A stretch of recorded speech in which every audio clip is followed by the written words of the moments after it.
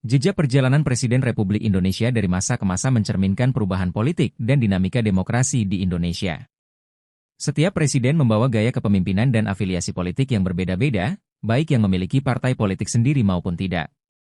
Sebelumnya, jangan lupa like, komen, dan subscribe untuk mendukung program kemanusiaan dan untuk perkembangan channel ini. Pertama, Insinyur Soekarno, 1945 hingga 1967. Soekarno adalah presiden pertama Indonesia dan salah satu tokoh proklamator. Pada awal kepemimpinannya, Indonesia belum memiliki sistem multipartai yang matang.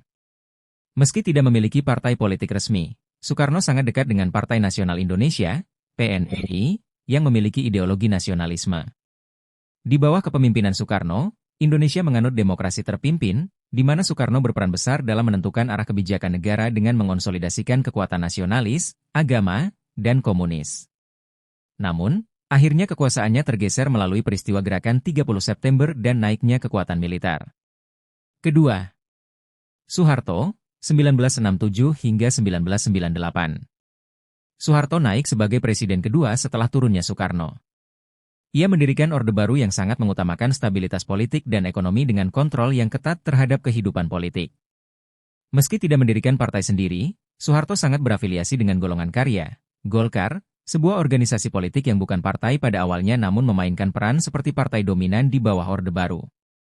Selama 32 tahun, Soeharto memimpin dengan sistem otoriter yang membatasi oposisi politik. Reformasi 1998 akhirnya mengakhiri kepemimpinan Soeharto akibat krisis ekonomi dan tuntutan demokratisasi. Ketiga, B.J. Habibie, 1998 hingga 1999. Habibie, yang menggantikan Soeharto, adalah seorang teknokrat tanpa afiliasi politik yang kuat meski memiliki kedekatan dengan Golkar. Ia memimpin masa transisi yang penuh tantangan dan melepaskan Timor Timur. Habibie melakukan sejumlah reformasi penting, seperti membuka kebebasan pers dan demokratisasi. Namun, masa jabatan singkatnya tidak memungkinkan ia untuk membangun basis politik yang kuat. Keempat, Abdurrahman Wahid atau Gus Dur, 1999 hingga 2001. Gus Dur adalah presiden pertama hasil pemilu demokratis pasca reformasi. Ia adalah pendiri Partai Kebangkitan Bangsa, PKB, yang berlandaskan Islam moderat dan nilai-nilai kebangsaan.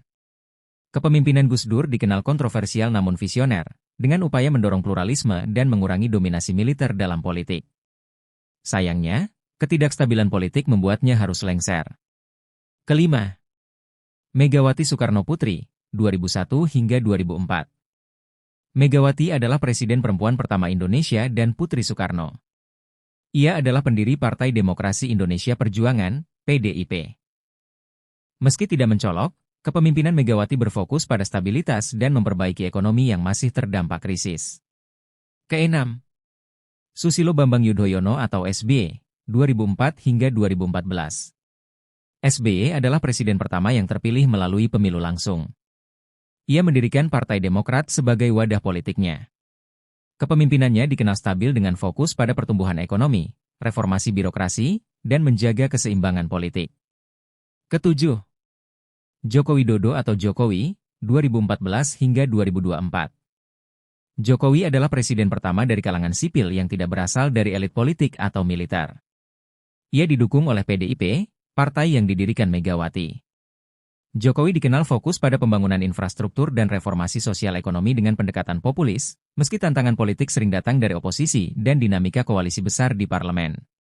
Dan yang kedelapan, Prabowo Subianto, terpilih 2024. Prabowo adalah Presiden Indonesia ke-8 yang memulai jabatannya pada tahun 2024. Ia merupakan Ketua Umum Partai Gerakan Indonesia Raya, Gerindra, partai yang ia dirikan pada 2008 dengan landasan nasionalisme dan ekonomi kerakyatan. Sebelumnya, Prabowo telah mencalonkan diri dalam beberapa pemilu presiden dan akhirnya memenangkan kontestasi pada 2024. Kepemimpinannya diharapkan membawa perhatian khusus pada isu-isu pertahanan dan keamanan, mengingat latar belakangnya sebagai mantan perwira tinggi militer. Dengan dukungan koalisi yang cukup besar, Prabowo membawa visi pembangunan Indonesia yang mandiri, berdaya saing, dan tetap menghormati nilai-nilai kebangsaan. Sejarah Presiden Indonesia menunjukkan evolusi politik Indonesia dari sistem yang terpusat dan otoriter menuju demokrasi yang lebih terbuka, dengan keanekaragaman afiliasi politik yang merefleksikan dinamika perkembangan partai politik di Indonesia.